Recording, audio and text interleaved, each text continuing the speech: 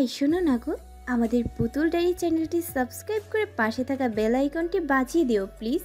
আর গল্পটি ভালো লাগলে অবশ্যই লাইক কমেন্ট করে শেয়ার করে দিও। দ্রুত ড্রাইভিং সিটে বসুন। সুবর্ণ অবাক হয়ে বলা, কু তুই এভাবে? শেষ করতে পারলো না সুবর্ণ। পঙ্খী সামিনকে ধাক্কা দিয়ে গাড়িতে উঠিয়ে নিয়ে যাও। উঠতে উঠতে বলো, এখন এসব বলার সময় নেই, আশেপাশে লোকজন আছে, ড্রাইভ করতে জানেন তো, দ্রুত গাড়ি স্টার্ট দিন। পঙ্খী নিজে উঠে বসলো সামিনের পাশে। বেশ জবরদস্তি করেই সামলাচ্ছে বিশাল দেহি সামিনকে। সামিন চেঁচিয়ে বলছে, পঙ্খী এটা কি করছো তুমি? পঙ্খী ছুরিটা আর একটু চেপে দিল সামিনের গলায়। রক্তচক্ষুনি হিসিস কণ্ঠে বলল, চুপ, একদম চুপ থাক। সুবর্ণ উঠে বসেছে ড্রাইভিং সিটে। পেছনে তাকিয়ে তটস্থ কণ্ঠে বলল, কু এসব কি করছিস তুই? আমি তো কিছুই। পঙ্খী এবার বেশ চেঁচিয়ে দিল এক রাম ধমক। আরে যা বলছি তাই কর না, সেই থেকে মাথা খেয়ে যাচ্ছে, গাড়ি স্টার্ট দে। এতটুকুতে কাজ হয়ে গেল। সুবর্ণ ভীতু স্বরে দিচ্ছি বলে স্টার্ট দিল গাড়ি। জিজ্ঞেস করল, কোথায় যাব? পঙ্খী উত্তর দিল, সোজা সামনে। এদিকে সামিন মাথা চিবিয়ে খাচ্ছে পঙ্খীর। এই পঙ্খী, আমি কিন্তু লোটাস ভাইকে সব বলে দেব। ভালো করছো না তুমি, ছেড়ে দাও আমায় বলছি। পঙ্খীও জোর তালে সামিনকে গালি দিতে লাগলো। ছুটার কারণে সামিন চেয়েও কিছু করতে পারছে না। একটু নড়লেই পঙ্খী তার গলায় পোজ বসিয়ে দিবে, সে বিষয়ে নিশ্চিত সামিন। সুবর্ণ ভয় ভয়ে ড্রাইভ করছে আর একটু পরপরই লুকিং মিররে দেখে যাচ্ছে পঙ্খীর গুন্ডার মতো কর্মকাণ্ড। তার মতে একটু আগে কুহু তার সাথে ছিল, তাহলে মুহূর্তেই এমন বদলে গেল কি করে? এই কেমন রূপ কুহুর? বেশ কিছু দূর যেতেই পঙ্খী সুবর্ণকে বলল, গাড়ি থামা সাইড করে। সুবর্ণ বিনা বাক্য ব্যয়ে পঙ্খীর কথা মতো গাড়ি সাইড করে থামালো। সাথে সাথেই কোথা থেকে টুইন্স ব্রাদার্সের একজন এসে ড্রাইভিং এর সিটের দরজা খুলে সুবর্ণকে বলল, সুবর্ণ ঠিক আছিস তুই? সুবর্ণ সেই কথার জবাব না দিয়ে আবাল হয়ে বলল, ভাইয়া দেখো কুহু কফি শপ। ঠিক আছে, ওসব পরে হবে, এখন নাম তুই। বেচারা সুবর্ণকে এবারও কথা বলতে দেওয়া হলো না। আরুষ বলে উঠল, সোজা বাড়িতে যাবেন, পথে থামার দরকার নেই। বলেই নিজেই টেনে সুবর্ণকে নামিয়ে দিয়ে পাশে থাকা আরেকটা গাড়িতে উঠিয়ে তাদের বাড়ির ড্রাইভারকে বলল। পেছনের সিটে কুহু আর জুম্মির দিকে তাকিয়ে বলল, এরা বললেও থামবেন না। বলেই গাড়ির দরজা বন্ধ করে দিল। ড্রাইভার কথা মতো গাড়ি স্টার্ট দিল। সুবর্ণ এই গাড়িতে পেছনের সিটে কুহুকে দেখে হতভম্ব হয়ে রইল। বলতে নিল, কুহু তুই এখানে, তাহলে ওই গাড়িতে? সাথে সাথে কুহু একটু চেঁচিয়ে বলল, আরে থাম তুই গাধা। গিয়েছিল ব্রিলিয়ান্ট মশাই নোটস দিতে, হলো তো শান্তি। সুবর্ণ এবার বিরক্ত হয়ে চেঁচিয়ে বলে উঠল, আরে কেউ তো আমায় একটু কথা বলতে দে, সবাই কথার মাঝখান দিয়ে ফুল স্টপ মেরে দিচ্ছে। আয়ুষ পেছন দিকে পঙ্খির বাম সাইডে উঠে বসতে গাড়ি স্টার্ট দিল আয়ুষ। উঠতে গিয়েও আয়ুষের ডান হাতের কোনোই পঙ্খির কোমরের বাম সাইডে একটু লাগতে পঙ্খি চোখ মুখ কুচকে বলল, আউচ। আয়ুষ থেমে গিয়ে বলল, কি হলো? পঙ্খি এবার চোখ খুলে বিরক্ত হয়ে বলল, আরে ঠিক করে বসবেন তো নাকি? আয়ুষ কথা বাড়ল না। সামিনের অবস্থা দেখে নিল একবার, তারপর পঙ্খির দিকে তাকিয়ে বলল, আমরা আসা পর্যন্ত অপেক্ষা করতে পারতি তো নাকি? পঙ্খি ব্যঙ্গ করে বলল, হ্যাঁ, আমি আপনাদের অপেক্ষায় বসে থাকি আর ওই সামিনের বাচ্চা আপনাদের ওই গাধাকে তুলে নিয়ে যাক। আরুষ সামনে থেকে ড্রাইভ করতে করতে হালকা হেসে, ওই আমাদের গাথা কিরে ওতর রে ভাই, মাথায় রাখিস। আয়ুষ নাক কুচকে পঙ্খির দিকে তাকিয়ে দাঁত চেপে বলল, তো বনি একরকম, ছেলেটাকে গাধা ছাড়া আর কথাই বলে না। পঙ্খি বিরক্তিতে নিজের অজান্তে বাচ্চাদের মতো মুখ বেঁকালো।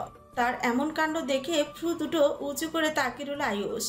পঙ্খি তা দেখে বলল, কি? আয়ুষও একই তালে বিরক্ত হয়ে পড়ল। তোর মাথা। সামিন সবে বলতে নিল, পঙ্খী তুমি কিন্তু। বেচারা পুরো শেষ করতে পারলো না। তার আগে পঙ্খি সামিনের মাথায় ঠাস করে একটা চাটি মেরে বলল, চুপ কর শালা, ঝগড়া করতে দে। থেমে গেল সামিন। পঙ্খি দ্রুত আয়ুষের দিকে ফিরে জবাব দিল, আপনার মুন্ডু। বলে হুম করে মুখ পাকিয়ে অন্যদিকে ফেলল। আয়ুষ হাফ নিঃশ্বাস ছেড়ে মনে মনে বলল, ডাকাতিটাই শিখেছিস মেয়ে, ম্যাচুরিটির মও নাই। হাহ, আমায় বাচ্চা বউ পালতে হবে। আল্লাহ, এই রাখলা কপালে। পরিচিত ব্যারেকে চেয়ারে হাত পা বাঁধা অবস্থায় বসে আছে সামিন। ছোটখাটো থার্ড ডিগ্রি পড়েছে ইতিমধ্যে, তবে এখনো টুইন্স ব্রাদার্স হাতও লাগায়নি ওর গায়ে। পঙ্কি নিজের সমস্ত রাগ মিটিয়েছে। এভাবেই একদিন বদ্ধ অবস্থায় পঙ্কির শরীরে বাজে হাত দেওয়ার চেষ্টা করেছিল এই সামিন। তারই শোধ তুলল পঙ্কি। ক্লান্ত হয়ে কিছুক্ষণ পর থেমে গেল সে। কপালের উপর পড়ে থাকা চুলগুলো হাত দিয়ে ব্রাশ করার জন্য হাতটা উপরে তুলল আয়ুষ। হঠাৎ তার শার্টের হাতায় চোখ পড়ল পঙ্খির। ফ্রুকুচকে সেথায় আঙুল তাক করে বলল, আপনার শার্টে ওটা কি রক্ত না? হাত কাটলেন কি করে? ফ্রুকুচকাল আয়ুষ। শার্টের হাতাটা একটু উপরে তুলে দেখে নিয়ে বলা, কই, কোথাও তো কাটেনি। রক্ত এলো কোথা থেকে? বলতে না বলতে হঠাৎ আরুষের ফোনটা বেজে উঠল। কুহু কল করেছে। আরুষ ফোন রিসিভ করে কানে ধরল। অসময় কল দিয়ে কি প্রেমালাপ করতে চাস তুই? এটা প্রেমালাপের সময়? বিরক্ত হলো কুহু, বলল, উফ ভাইয়া, কি বলি সেটা তো শুনবে। আর কোথায় তোরা? বাড়ি পৌঁছেছিস ঠিক মতো? একটু আগেই ফিরলাম। আমি আমার রুমে আছি। এবার শোনো তো। বল। আমার কোমরের দিকে জ্বলছে। তো আমি কি করব? কুহুর আগে মাথা ফেটে যাচ্ছে। এই আরুষ পুরো কথা না শুনে এমন উৎফট কথা কেন বলে? আরুষ ভাইয়া, তোমার মুখে আমি ফেভিকল চিপকাবো। তোরই লস পরে, চুমু খেতে পারবি না? তোর শোন তুই কথা। বলছিলাম যে আমার জানা মতে কোনো আঘাত লাগেনি, তবুও জ্বলছে খুব। বোন তো মারপিট করেছে মনে হয়। দেখো তো ওর কোমরে কোথাও লেগেছে কিনা। আরুষ কানে ফোন নিয়েই তাকালো সামনে পঙ্খির দিকে। পঙ্খির কোমরে? কই, ও তো সুস্থই আছে। আগে চেক করো, তারপর জানাও। রাখছি। বলেই ফোনটা কেটে দিল কুহু। আরুষের কথায় পঙ্খির কোনো রিয়াকশন না হলেও চোখ ছোট ছোট করে তাকালো আয়ুষ। পঙ্খি আয়ুষকে নিজের দিকে এমন ভাবে তাকিয়ে থাকতে দেখে বোকার মতো প্রশ্ন করল, কি হলো? আয়ুষ চুপ রইল, কিছু বলল না। ধীরে ধীরে সন্দিহান চোখে এগিয়ে এলো পঙ্খির কাছে। পঙ্খির দৃষ্টি স্থির আয়ুষের চোখে। আয়ুষ শান্ত চোখে পঙ্খির দিকেই তাকিয়ে নিজের ডান হাতটা নিয়ে হালকা চেপে ধরল কোমরের বাঁ পাশটায়। সাথে সাথে পঙ্খি সমস্ত মুগ্ধতা কাটিয়ে আউচ করে চেঁচিয়ে উঠল। দুপা পিছিয়ে নিজেই হাত রাখলো নিজের কোমরে। আয়ুষ ডান হাতটা চোখের সামনে তুলে ধরতে হাতে তাজা রক্তের উপস্থিতি টের পেল। সেটা দেখেই পঙ্খি অবাক হয়ে কোমর থেকে নিজের হাতটা তুলে দেখলো তার হাতেও রক্ত। বোকার মতো হা করে একবার নিজের কোমরের দিকে তো আরেকবার আয়ুষের দিকে তাকাচ্ছে পঙ্খি। আয়ুষ রাগে শরীর রিড়ি করছে। এত স্টুপিড মেয়ে কি করে হয়, তাতে দশ চেপে আয়ুষ বলল, নিজের কেটেছে তার খেয়াল নেই, আমাকে জিজ্ঞেস করছে কোথা থেকে রক্ত বের হচ্ছে। পঙ্খি অপ্রস্তুত হলো, কথা গুলিয়ে ফেলেছে সে। আসলে আমি বুঝতে পারিনি। চুপ কর, তোর শরীরের আঘাত তুই বুঝতে পারিস না? বোনকে ফোন দিয়ে বলতে হচ্ছে। আয়ুষ এতটা জোরে চেঁচালো যে পঙ্খি খানিক কেঁপে উঠল। কিছুটি বলল না। আর মনে পড়লো কুহুর কথা, তার জন্য তার বোনটাও আঘাত পেয়েছে। আয়ুষ গিয়ে আয়ুষের কাঁধে হাত রাখলো। পঙ্খিকে নিয়ে যা, আমি এদিকটা সামলাই কিছুক্ষণ। আয়ুষ রাগে ফুঁসছে। দ্রুত পায়ে এগিয়ে গিয়ে পঙ্খির হাতের কবজি চেপে ধরল। চল। বলেই টানতে টানতে মাটির নিচের অন্ধকার রুমটি থেকে বেরিয়ে এলো। আবারও পঙ্খির দেখা মিলল সে সুন্দর রুমটি। রোদের চিকচিক আলোর কাছের দেয়াল ভেদ করে প্রবেশ করেছে রুমটায়। এক পাশের কাছের বাইরেরটায় আজ কৃত্রিম বৃষ্টির পানি পড়ছে গড়িয়ে। পঙ্খিকে খাটে বসিয়ে আয়ুষ ব্যস্ত হলো ড্রয়ার থেকে ফার্স্ট এড আনতে। খুঁজে পেতেই তা নিয়ে এগিয়ে এলো পঙ্খির কাছে। পেছনে ঘোর। পঙ্খি হাত বাড়ালো, বলল, আমায় দিয়ে যান আপনি, আমি লাগিয়ে নেব ওষুধ। কথাটা শেষ হতে না হতে ভেসে এলো আয়ুষের কর্কশ কণ্ঠের ধমক। এক চড়ে গালের দাঁত সব ফেলে দিব বেয়াদব মেয়ে, পেছনে ঘোর বলছি। আয়ুষ খেপেছে, তা বেশ বুঝতে পারলো পঙ্খি। এই মুহূর্তে কথা বাড়ানোর মানে নিজের মৃত্যু কামনা করা। কিন্তু এমন একটা জায়গায় জ্বলছে যেখানে পঙ্খি নিজে নিজে মলমও লাগাতে পারবে না। আর আয়ুষের সামনেও লজ্জা লাগছে খুব। কি করবে এখন? আয়ুষ নিজেই পঙ্খিকে হাতের শক্তিতে টেনে ঘুরিয়ে বসালো। পঙ্খির বাম পাশের কোমরের দিকটায় তাকাতে খেয়াল করলো কফি কালারের শার্টটা রক্তে ভেজায়। কিছুটা কালো মতন হয়ে আছে। পঙ্খির শার্টের কালারটাও গাঢ় হয়। অন্ধকারে ঘরে খুব একটা কেউই খেয়াল করতে পারেনি বিষয়টি। ফোঁস করে নিঃশ্বাস ছাড়লো আয়ুষ। আস্তে করে পঙ্খির কোমরের দিকে শার্টটা একটু তুলে হালকা ধরলো। লোমশ থপথপে শার্টটা একটু তুলে ধরলো। হালকা লোমশ থপথপে সাদা, কোমরটা চিকন করে লম্বাটে পোজ বসানো। পরিস্থিতি মেলাতে ওস্তাদ আয়ুষ। বিচক্ষণ মাথা দ্রুতই ধরে ফেললো এমন আঘাতের কারণ। পঙ্খির কোমর থেকে চোখ উঠে মুখের দিকে তাকালো। ছুরি দিয়ে স্বামীনের গলা কাটার কথা ছিল, নিজেকে পৌঁছে দিলি কি করে? পঙ্খির হার্টবিট দ্রুত উঠানামা করছে। উঠে ধরার শার্টের খোলা জায়গা জানালা দিয়ে শীতল বাতাস ছুঁয়ে দিচ্ছে যেন। সারা অঙ্গ শিরশির করে উঠেছে। কল্পনায় আনতে লজ্জায় শিউরে উঠছে সে যে আয়ুষ তার নারী স্থিত স্থানের চোখ বোলাচ্ছে। বেখেয়ালিভাবে হয়তো লেগেছে, বুঝতে পারিনি আমি। আয়ুষ ফোঁস করে একটা নিঃশ্বাস ফেলল। তুলোয় ডেটল নিয়ে পরিষ্কার করতে লাগলো শুষ্ক রক্তের স্থানটি। তুই ভুলে যাস না, তোর আঘাত লাগলে আরো একজনও আঘাত পায়। চোখের পর্দায় স্পষ্ট কুকুর চিত্রটা ভেসে উঠল পঙ্খির। বোনের? তবে কি জানিস, ও তোর মতো স্ট্রং নয়। একটু আঘাত পেলেই অনেকটা কষ্ট পায়। তোকে যেদিন স্বামী মেরেছিল ওই দিন তো কুকুর। পঙ্খির বুকের ভেতরটা যেন মোচড় দিয়ে উঠল। ওই দিন ওই তীব্র যন্ত্রটা তার বোন মিষ্টি বোনটাও পেয়েছে। ইস, আমার জন্য বোন এত কষ্ট পেয়েছে? পঙ্খির প্রশ্নের উত্তর দিল না আয়ুষ। চুপ রইল। মলম নিয়ে লাগিয়ে দিতে লাগলো পঙ্খির কাটা জায়গাটায়। আয়ুষের আঙুলের ছোঁয়া কোমরে লাগতেই ছোট্টখাটো একটা কারেন্ট বয়ে গেল পঙ্খির শরীরে। ঝংকার দিয়ে নড়ে উঠল পঙ্খি। সাথে সাথে আয়ুষের ভারী কণ্ঠের কথা ভেসে এলো। কি হলো, নড়ছিস কেন? পঙ্খি অপ্রস্তুত কণ্ঠে স্পষ্ট আড়ষ্টতা। আপনি এভাবে টাচ কেন করছেন? তো মলম লাগাচ্ছি তো, টাচ করা ছাড়া কিভাবে লাগাবো? আর আঙ্গুলি তো ছুঁয়েছি, এমন করার কি আছে? দেখুন, বাজে কথা বলবেন না। আপনি আমায় দিন, আমি লাগিয়ে নিচ্ছি। এবার কি আচ্ছা। ছি, অসভ্য। আয়ুষ পঙ্খিকে এক ঝটকায় নিজের দিকে ঘোরালো। কিছু বলল না, শুধু চোখ ঘুরিয়ে পঙ্খির প্রতিটা ধাপ পর্যবেক্ষণ করতে লাগলো। তা দেখেই পঙ্খি কাপা কাপা গলায় বলল, এইভাবে কি দেখছেন? আয়ুষ মুখটা একটু এগিয়ে আনলো পঙ্খির দিকে। ইস, কি মারাত্মক কণ্ঠের লেশ! মুহূর্তেই এত পরিবর্তন! কণ্ঠের তীব্রতার সাথে তাল মিলিয়ে আয়ুষের চোখ দুটিও যেন কথা বলছে। অতল গভীরে ডুবে যাওয়া কিছু কথা ব্যক্ত করার চেষ্টা করছে, কিন্তু পঙ্খি তাহা কি আদৌ টের পাবে? মানে? পঙ্খি যেন মাথায় আগুন ধরতে লাগলো। কি সব বলছে এই লোকটা? ফুসতে ফুসতে বললা, কি সব বলছেন আপনি এসব? আমি মেয়ে না তো কি? হ্যাঁ। আয়ুষের মন যেন দুষ্টুমিতে ভরপুর।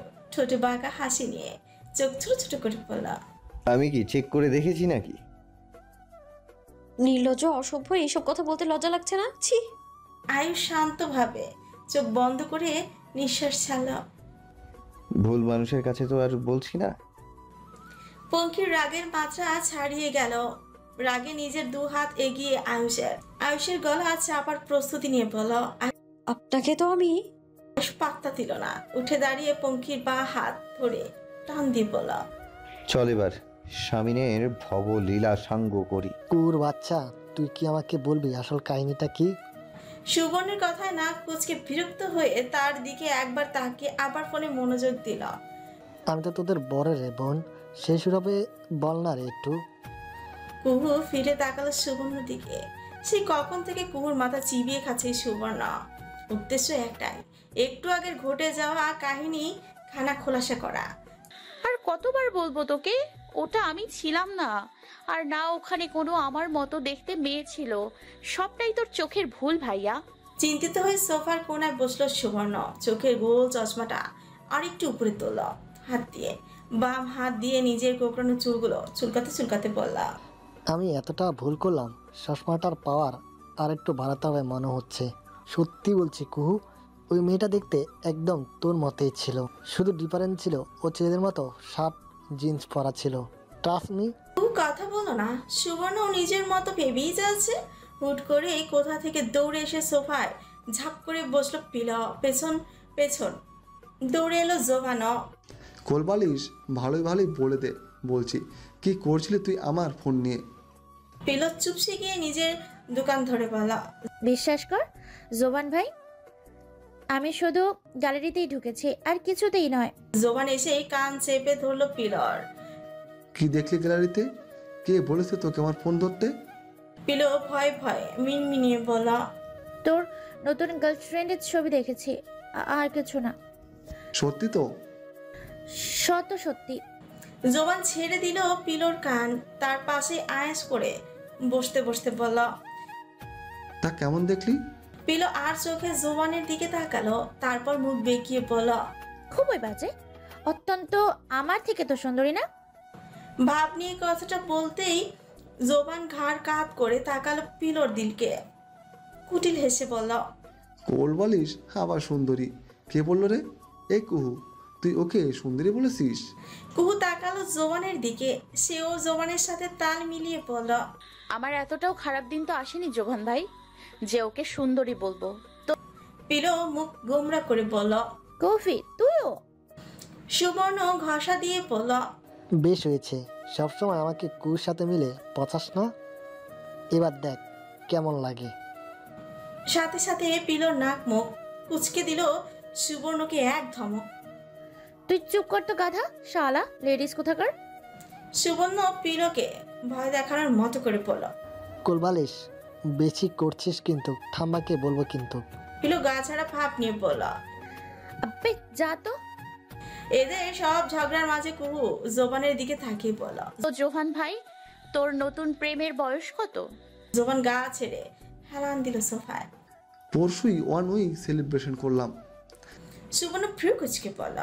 ওয়ানি? হ্যাঁ রে, 1 বছর তো দূর, 1 মাস টিকে কিনা সন্দেহ, তাই তো সপ্তাহে সেলিব্রেশন করলাম। রিদ এলো হাতে কোল্ড ড্রিঙ্কসের গ্লাস নিয়ে। এখানকার আলাপ কিছুটা তার কানেও গিয়েছে, হাসতে হাসতে বললা। বেশ করেছিস জোবান, ওই মেয়েরও একটু খাওয়া দাওয়া করা উচিত, না খাইয়ে এমনি এমনি ছেড়ে দিবে নাকি? জোবান দ্রুততার সাথে উঠে বসে বললা। তবে জানো তো ছোট মামি, এবারের মেয়েটা না জোশ মাইরি, তোমার মেয়ের থেকেও হট। রিদ জোবানের কাঁধে একটা চাপড় মেরে বলল। লজ্জা করে না মাকে তার মেয়ের হটনেস নিয়ে কথা বলছিস?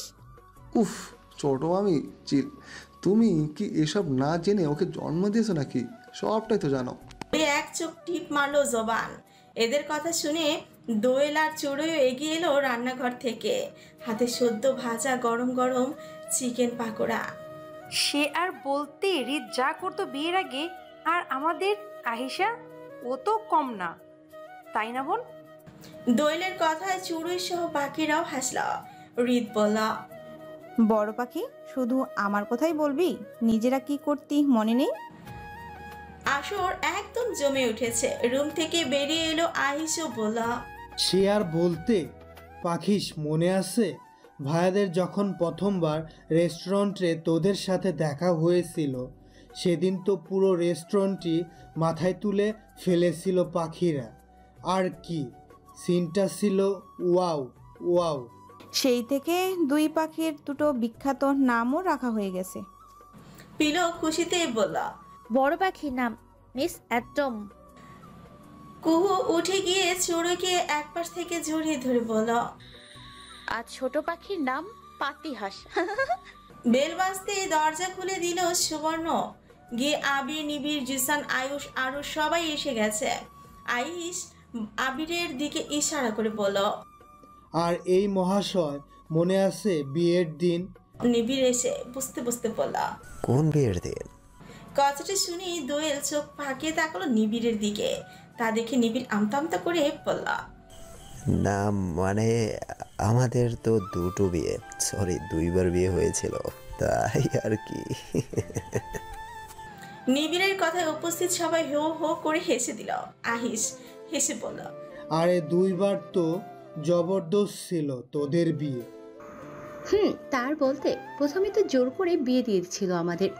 সেটা কি ভালো হয়নি? এখনো আফসোস হয়?